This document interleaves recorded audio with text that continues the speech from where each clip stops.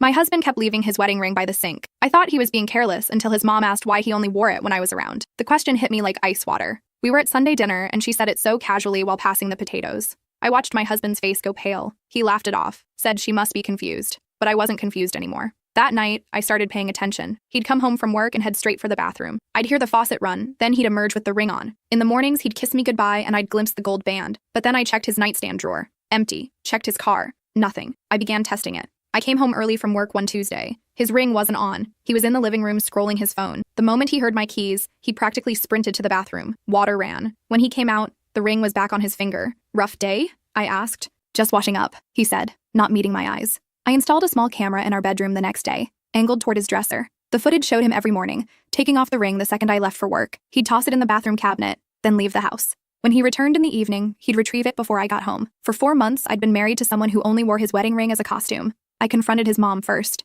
We met for coffee while he was at work. She looked uncomfortable, kept stirring her drink without drinking it. Finally, she said, "I probably shouldn't tell you this," but she did anyway. She'd seen him at the grocery store on a Saturday when I was visiting my dad. He was shopping with a woman, no ring on his finger. They were picking out steaks together, laughing, comfortable. She'd called out to him and he'd frozen, introduced the woman as a coworker. What was her name? I asked. Something with a J. Jennifer? Jessica? I went through his phone that night after he fell asleep. I knew his passcode because I'd watched him type it hundreds of times. The messages were all there. To someone named Jillian. 2 years worth of messages. Apartment addresses. Plans for trips when I thought he was at conferences. Photos of them together in places I'd never been. But here's what made my blood run cold. The messages from last week. They were talking about me. About how much longer he had to keep up the act. About the life insurance policy he'd just increased. About how accidents happen all the time. I took screenshots of everything. Uploaded them to a cloud drive he didn't know about. Then I made copies of our financial records. That's when I found the second bank account I'd never known existed. The one where half his paychecks had been going for the past year. The joint account with her name on it. I spent hours that night going through every document I could find. Our tax returns showed income I'd never seen. Credit cards in his name I didn't know about. Maxed out buying things for her apartment. Receipts for jewelry I'd never received. A lease agreement for a storage unit I'd never heard of. Each discovery felt like another betrayal, another layer of the lie. The storage unit address led me to a facility across town. I drove there the next morning, called in sick to work. Used his birthday as the code. Inside was furniture, kitchen appliances, boxes labeled master bedroom and living room. They were building a home together, piece by piece. While I thought we were saving for our future, I photographed everything. Then I called a locksmith and changed our home locks while my husband was at work. Called the bank and froze our joint accounts. Called the insurance company and asked questions about our policy. That's when I learned he'd increased my coverage 18 months ago. Not last week like I'd thought. He'd been planning this for over a year. The next morning, I wore the ring he'd given me for our anniversary. A beautiful sapphire that I later learned he'd bought with money from our joint savings, the account I thought we were using for our future house. I made him his favorite breakfast, kissed him goodbye like nothing had changed. Then I called a divorce attorney and a private investigator, and my brother, who's a police detective. Because those messages weren't just about an affair. They were about making me disappear.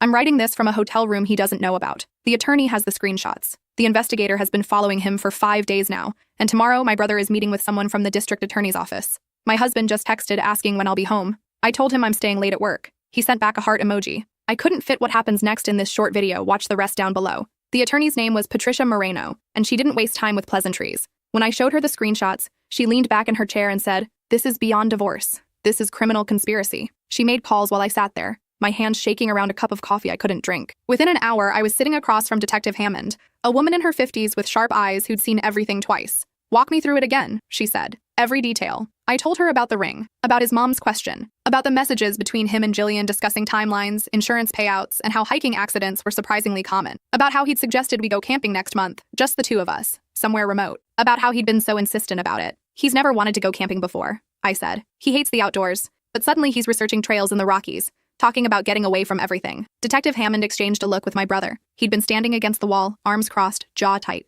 I'd never seen him this angry. "We need to be smart about this," Hammond said. "If we move too fast, we risk not having enough evidence. If we wait too long..." She didn't finish the sentence. She didn't need to. The private investigator, a former FBI agent named Gordon, had been following my husband for 6 days. The photos he showed me felt like watching a stranger's life. My husband leaving work early to meet Jillian at her apartment. The two of them shopping for furniture together. Having dinner at restaurants I'd been begging him to try with me for years. One photo showed them looking at engagement rings. "He told her you're dying," Gordon said quietly. "Cancer. Terminal. He says you have maybe 8 months left and you don't know yet. That's why he's staying, to make your final months comfortable." The room spun. I gripped the edge of the table. "She believes him," Gordon continued. "She thinks she's waiting for you to pass naturally. But based on these messages, I think he's getting impatient." My brother pushed off from the wall. "We need to wire her. Get him talking." "Too dangerous," Hammond said. "If he suspects anything..." "Then what?" I interrupted. "I just wait for him to kill me?" The silence that followed was answer enough. We spent the next 4 hours building a plan. I'd go home, act normal, wear the camera Gordon would hide in my necklace, let my husband think everything was fine. Meanwhile, they'd build a case. Financial records, message logs, witness statements from his mom, the life insurance policy he'd increased to $850,000 without telling me. The fact that he'd made Jillian the secondary beneficiary. If something happens to you, she gets everything if he's somehow unable to collect, Patricia explained. They've covered their bases. Gordon pulled out more evidence he'd compiled. Bank statements showing regular transfers to Jillian's account, receipts for romantic getaways while I thought he was at work conferences, a paper trail of lies that stretched back years. He'd opened a credit card in my name without my knowledge, racked up debt buying things for her, then paid it off with money from our joint account. There's more, Gordon said. I talked to people at his work. He's told everyone you've been sick for months. Co-workers have been bringing him meals, offering support. One woman organized a fundraiser for your medical expenses. But I'm not sick. He knows that. They don't. He's been building this narrative for months, making sure everyone knows his wife is dying. When you actually die, no one will question it. They'll just be sad it finally happened. The manipulation was breathtaking. He'd created an entire alternate reality where I was terminally ill, and he was the devoted husband. Meanwhile, in the real world, he was plotting my murder. I drove home at 11 p.m. The house was dark except for the living room lamp. He was waiting on the couch, his face creased with concern. The ring was on his finger. Where were you? He asked, standing. I was worried sick. I'd practiced this. My phone died at work. The project ran late. I'm exhausted. He pulled me into a hug. His arms felt like a trap. I was about to call hospitals. He murmured into my hair. Don't scare me like that. The camera in my necklace was recording everything. I pulled back, forced a smile. Sorry, it won't happen again. That night, he held me close in bed. I didn't sleep. I listened to his breathing, felt his heartbeat against my back, and wondered how many times he'd lain here planning my death. I thought about all the nights he'd stroked my hair, whispered that he loved me, while calculating insurance payouts in his head. In the morning, he made me breakfast. Eggs and toast, my favorite. I pushed them around my plate, suddenly paranoid. Had he put something in them? Was this how it would happen? Would he poison me first, then stage the camping accident to explain away any toxicology findings? You okay? He asked. You seem off. Just tired. Didn't sleep well. He reached across the table, squeezed my hand. His wedding ring caught the light. Maybe we should take that camping trip soon. Get you away from work stress. Fresh air, no phones, just us. My stomach dropped. Yeah, maybe. I was thinking next weekend. I found this perfect spot. Really isolated. Beautiful views. He pulled out his phone, showed me photos of a trail that wound through dense forest to a cliff overlooking a valley. We could hike out Friday, camp overnight, come back Sunday. I looked at the cliff in the photo, thought about accidents happening, about gravity and rocks and how long it would take for someone to find a body in that kind of terrain. Sounds nice, I managed. He smiled. The same smile I'd fallen in love with 4 years ago. Perfect. I'll make all the arrangements. After he left for work, I vomited in the bathroom. Then I called Patricia. He's pushing for next weekend, I said. Some remote trail. There's a cliff. We're not going to let it get that far, she said. But I heard the worry in her voice. Gordon had started following Jillian too. She worked as a pharmaceutical rep, drove a white Lexus, and lived in a condo downtown that my husband had been paying for. He'd told me his car needed expensive repairs last year, told me we needed to cut back on expenses. Meanwhile, he'd been furnishing a second life. Gordon's investigation revealed even more. Jillian had a history of getting involved with married men. She'd been fired from her last job for an affair with her boss. She had debt problems, credit cards maxed out, an eviction on her record. She needed money. My husband needed my insurance payout. They'd found each other through some dating app for people in relationships, a place where cheaters met other cheaters. The camera footage from my necklace showed him calling Jillian every morning after I left for work. Gordon managed to get audio from one of the calls through some technical miracle I didn't understand. She still doesn't suspect anything, my husband said on the recording. I told her about the camping trip. She's excited. Thinks I'm trying to reconnect before, Jillian's voice was bright, cheerful. Do you really think you can go through with it? When it comes down to it, I have to. We've come too far. And think about what we'll have after. The insurance money, the house, everything. We can finally start our real life. But what if something goes wrong? What if someone questions it? Why would they? Hiking accidents happen all the time. She'll slip, fall, hit her head. I'll be the devastated husband. You'll be the supportive friend who helps me through it. Then, after a respectful amount of time, we'll announce we've fallen in love. How long? A year, maybe less. We'll move out of state. Fresh start. Have you thought about where? I've always wanted to live near the beach. Maybe California or Florida. Anywhere you want, baby. Once the insurance pays out, we'll have enough to live anywhere. Do anything. Listening to that recording, I realized I'd never really known him at all.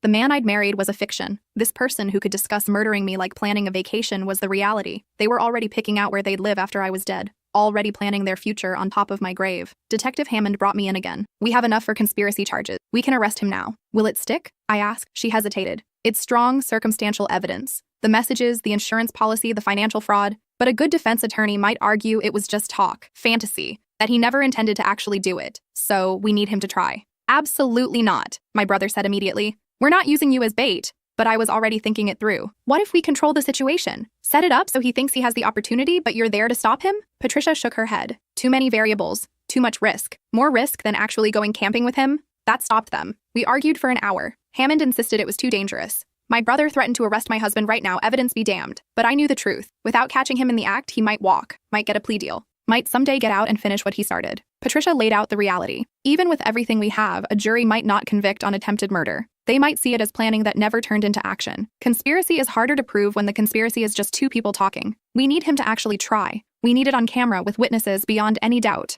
And if he succeeds before you can stop him, my brother demanded, then we'll have failed, Patricia said bluntly. But if we don't try, he walks. Gets probation, maybe. 5 years from now, she's looking over her shoulder forever. Finally, Gordon spoke up. There's a way to do this, but it requires precise timing and a lot of equipment. The plan was simple in theory, terrifying in practice. I'd go on the camping trip. Gordon and a team would be positioned throughout the area, hidden, watching. I'd wear a GPS tracker, a wire, and a panic button disguised as a watch. The moment my husband made a move, they'd be there. And if something goes wrong? I asked. If he moves faster than you can respond? Gordon's face was grim. Then we have a problem. He showed me the safety measures they'd put in place. Invisible safety nets at key cliff points, team members positioned every 100 feet along the trail, drones overhead with thermal imaging, emergency medical personnel standing by. They'd mapped every inch of the area, identified every possible danger point. We'll be close, Gordon promised.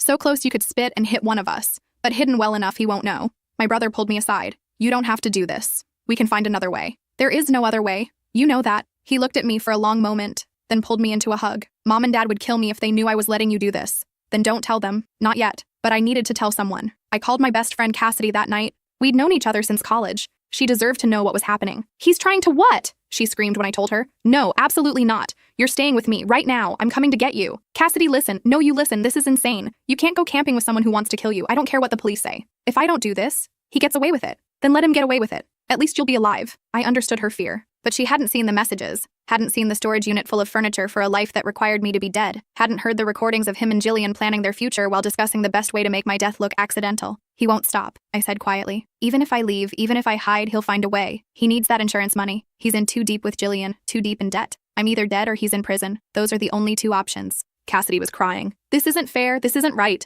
No, it's not. The next few days were surreal. I went to work, came home, played the role of oblivious wife. My husband was excited about the trip, showing me gear he'd bought, talking about the trails we'd hike. Meanwhile, Gordon's team was preparing. They mapped the entire area, identified every possible danger point, planned extraction routes. I had to keep up appearances at work, too. Smile at coworkers who had no idea what was happening. Attend meetings while wearing a wire. Eat lunch while checking my GPS tracker. I was living in two realities at once, and the cognitive dissonance was exhausting. My husband started being extra affectionate, bringing me flowers, leaving sweet notes, making dinner. To anyone watching, he looked like the perfect husband, but I knew what he was really doing, building evidence, making sure everyone would remember how devoted he'd been, how loving. When I died, they'd all testify to what a wonderful marriage we had. He'd thought of everything. The night before we were supposed to leave, I lay in bed listening to my husband breathe. He'd been especially attentive lately, bringing me flowers, cooking dinner, being affectionate, the perfect husband. I wondered if he felt guilty, or if this was just part of the act, making sure no one would suspect him afterward. My phone buzzed. A text from my brother. It's not too late to back out. I typed back. See you tomorrow. Another text came through, from Cassidy. I love you. Please be careful. I will. One from my mom. She didn't know what was happening, but she'd sensed something was wrong. Are you okay, sweetie? You've seemed distant. I'm fine, Mom. Just tired from work. Love you. I wondered if those might be the last texts I'd ever send. If my husband succeeded despite all the precautions. If this bed I was lying in would be the last place I ever slept. The fear was overwhelming, paralyzing, but so was the anger. He didn't get to do this. Didn't get to take my life and my money and build a future with someone else. Didn't get to make me a victim. I wouldn't let him. We left Friday at dawn. My husband drove, talking about how good it would be to disconnect, to spend quality time together. I watched the city fade behind us, replaced by mountains and forests. The GPS tracker Gordon had hidden in my jacket felt heavy. The panic button on my wrist looked like a normal fitness watch. I'd tested it that morning. One button press and the team would move in. My husband kept up a steady stream of conversation. About work, about his plans to take more vacation time, about maybe starting a family soon. Each word felt like a knife. He was talking about a future he knew would never exist. A future that required me to be dead. The trailhead was exactly as isolated as the photos had suggested. One other car was parked there, but no people in sight. My husband grabbed our packs from the trunk. His didn't look nearly as heavy as mine. You okay? He asked. You're quiet. Just taking it in, I said. It's beautiful. It was beautiful. Dense trees, clean air, the sound of a river nearby. In another life, this might have been romantic. In this life, it was the place my husband planned to kill me. We started hiking. Gordon had told me the team was already in position, hidden throughout the forest. I couldn't see them, couldn't hear them, had to trust they were there. Every snap of a twig made me jump. Every shadow looked like a hidden officer, or like my husband positioning himself to push me. The trail wound upward, getting steeper. My husband stayed behind me, ostensibly to make sure I didn't slip. But I knew the real reason. From behind, it would be easier to push. Easier to claim he couldn't grab me in time. We stopped for lunch at a scenic overlook. The cliff dropped away sharply, easily 100 feet down to rocks and river below. My husband stood at the edge, looking down. I watched him calculate, watched him consider. This could be the moment. This could be where he did it. Careful, I said. He turned, smiled. Don't worry. I'm always careful. We ate in silence. I forced down a sandwich while mentally running through the emergency protocols Gordon had drilled into me. If he pushes, fall backward away from the edge. If he grabs you, scream. If you go over, there's a safety net 50 feet down that's invisible from above. That last part didn't make me feel much better. 50 feet was still a long fall. Plenty of time to break bones, to hit rocks, to die before reaching the net. After lunch, we continued hiking. The trail got narrower, more treacherous, loose rocks and sharp drop-offs. My husband suggested we go off-trail to see a waterfall he'd read about. I followed, knowing Gordon's team was tracking my GPS, adjusting positions. The waterfall was real at least. Beautiful and loud, the spray creating rainbows in the afternoon sun. We stood close to the edge where the water fell, the ground slick with moisture. Incredible, right? My husband shouted over the noise. I nodded, didn't take my eyes off him. He moved closer, put his arm around my waist. I'm glad we did this, glad we're here together. I felt his grip tighten, felt him shift his weight. This was it. This was the moment. Me too, I said, and pressed the panic button. Everything happened fast. He shoved me hard toward the edge. I fell backward like Gordon had taught me, hit the ground hard but away from the water. My husband lunged forward, trying to grab me to push me over. Then Gordon was there, coming out of nowhere, tackling him to the ground. More people emerged from the trees. Detective Hammond, my brother, 2 officers I didn't recognize. My husband fought, screaming until they had him in handcuffs. She fell, he kept saying. She slipped. I tried to catch her. Hammond knelt beside me. You okay?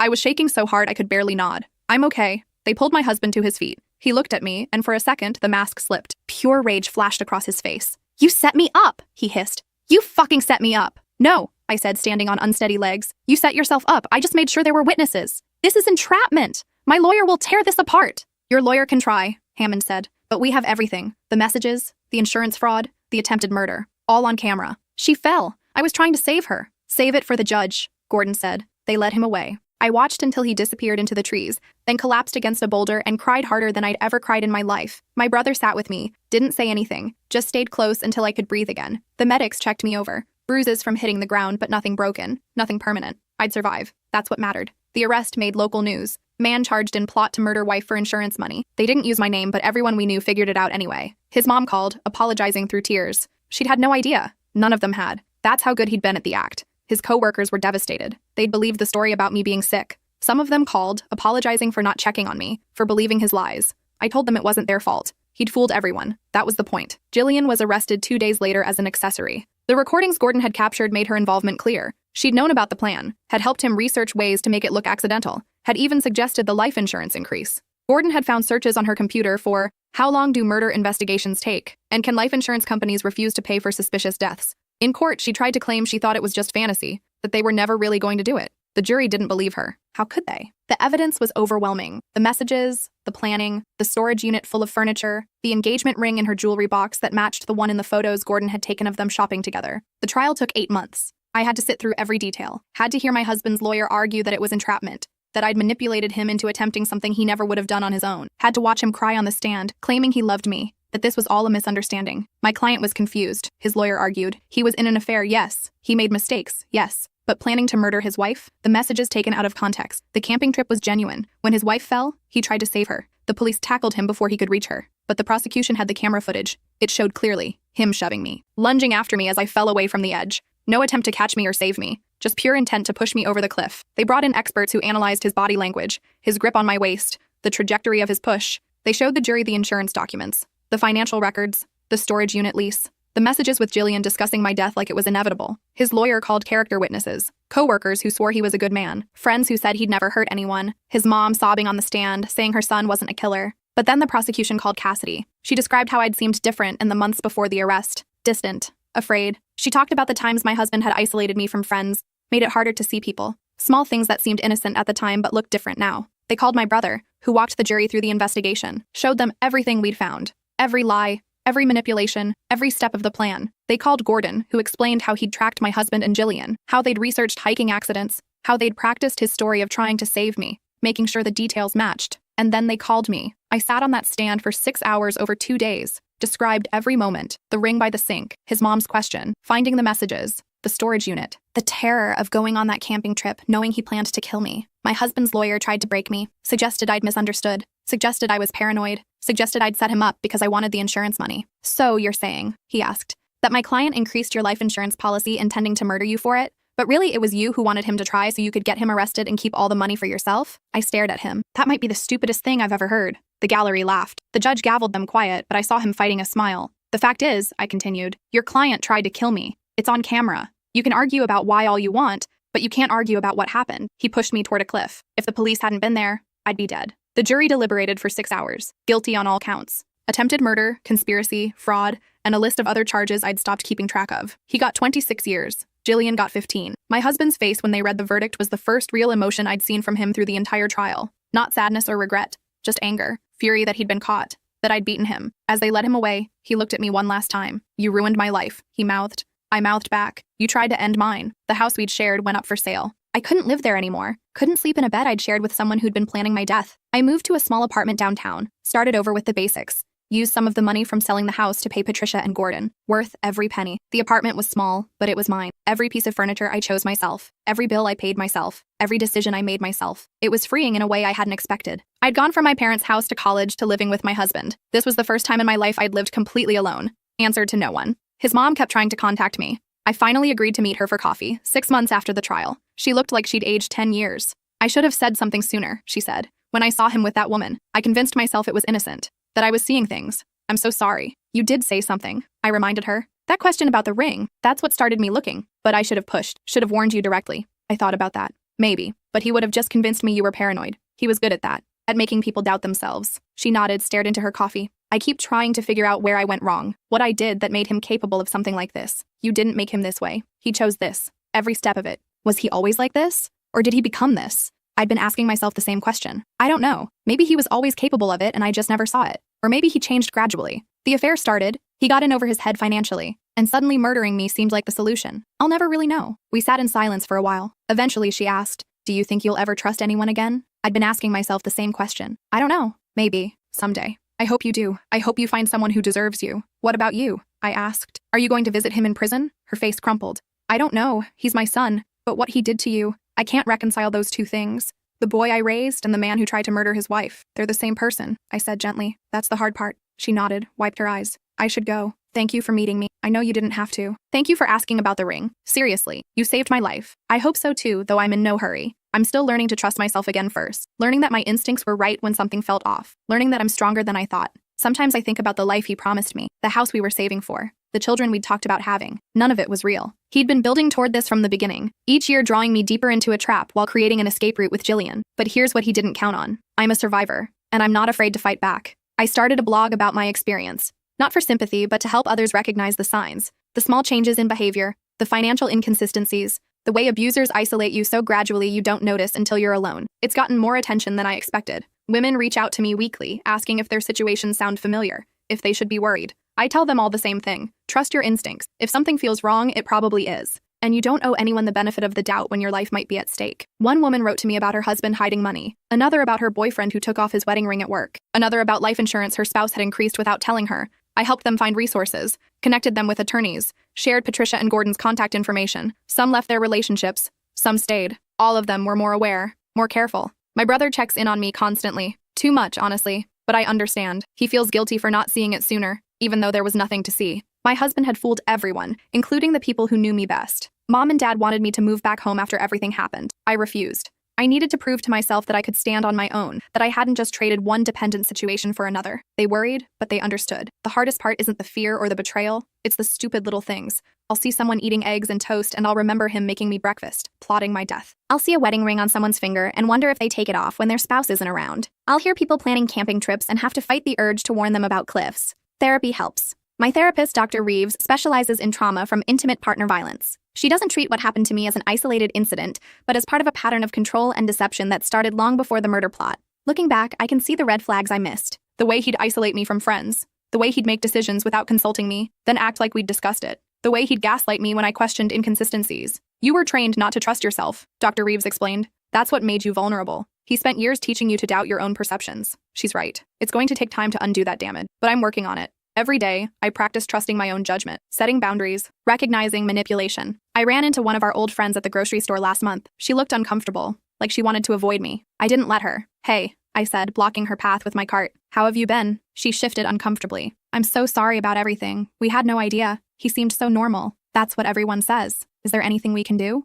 I thought about it. Just remember that people aren't always who they seem. And if someone you know starts acting strange, don't ignore it. She nodded, tears in her eyes. I keep thinking about all those dinners we had, all those times we hung out. He was planning this the whole time? Probably not the whole time. But toward the end, yeah. He was sitting at your table, laughing at your jokes, planning to murder his wife. She looked sick. That's horrifying. Yes, I agreed. It is. I don't tell people this, but sometimes I'm grateful it happened. Not for the trauma or the fear or the months of looking over my shoulder, but because I learned what I'm capable of. I learned that I can face the worst thing imaginable and come out the other side. I learned that I'm not weak or naive or stupid, despite what I told myself during those dark nights in the hotel room. I learned that survival isn't passive, it's active. It's choosing to fight back, to gather evidence, to put yourself at risk to protect your future self. It's refusing to be a victim even when someone's trying their hardest to make you one. The life insurance company tried to drag out the payout, claiming fraud. Patricia took them apart in court. They ended up settling for the full amount plus damages. I used half of it to start a foundation that helps women leave dangerous situations. The other half went into savings. Financial independence, Dr. Reeves says, is a form of safety. The foundation started small, just me and a website. But word spread. Women found me through the blog, through news articles about the trial, through word of mouth. They reached out with their stories, their fears, their questions. I hired staff, people who'd been through similar situations, survivors who understood. We helped women escape, provided temporary housing, connected them with attorneys and investigators, helped them gather evidence before they left, taught them to be strategic, to be smart, to survive. We saved lives. I know we did. Women who would have ended up dead are now alive because we helped them leave safely. That knowledge makes everything worth it. Every nightmare, every moment of fear, every bad day. I went on a real camping trip last month with my brother and his wife and their kids. We hiked to a beautiful spot by a lake, set up tents, made s'mores over the fire. I stood at the edge of the water, watching the sunset, and realized I wasn't afraid. The mountains didn't feel threatening anymore. The isolation didn't feel dangerous. It was just nature, beautiful and indifferent. You okay? My brother asked, coming to stand beside me. Yeah, I said, and meant it. I'm back in school now, studying forensic psychology. I want to understand how people like my husband think. What makes them capable of such calculated evil?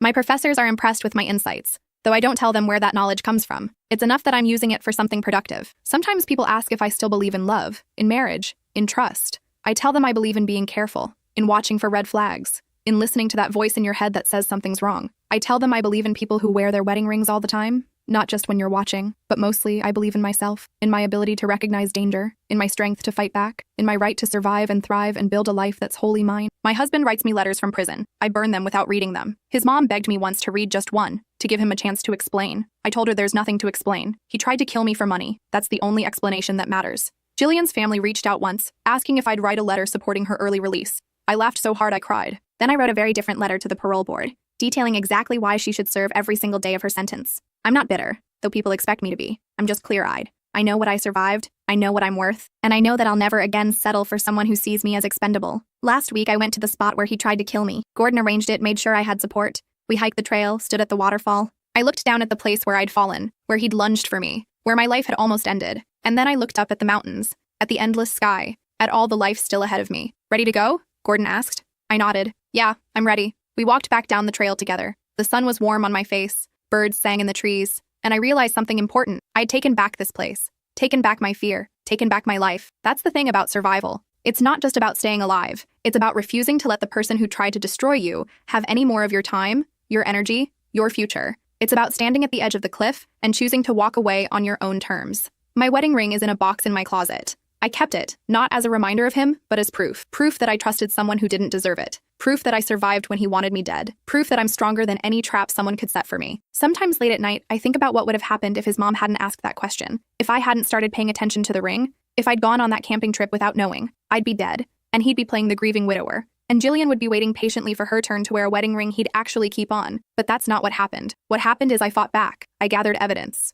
I risked everything to make sure he'd pay for what he tried to do. And now he's the one living in a cage while I'm out here, free, building a life he has no part of. That's justice. Not perfect, not clean, but real. And after everything, real is all I need. I still have bad days. Days when I can't stop thinking about how close I came to dying. Days when I wonder if I'll ever feel truly safe again. Days when I see his face in crowds and have to remind myself he's locked away. But those days are getting fewer. The space between them is growing. And in that space, I'm building something new. A life where I make every decision. Where no one controls my finances or my time or my trust. where the only person I need to answer to is myself. My husband took off his wedding ring because he never really married me. He married the idea of my death, the insurance payout, the life he'd built with someone else. I was just an obstacle to remove, but obstacles are funny things. Sometimes they're stronger than you think. Sometimes they fight back. Sometimes they win. I won. And I wake up every morning grateful for that simple fact. I'm alive. I'm free. I'm stronger than I ever knew I could be. And I'll never, ever ignore my instincts again.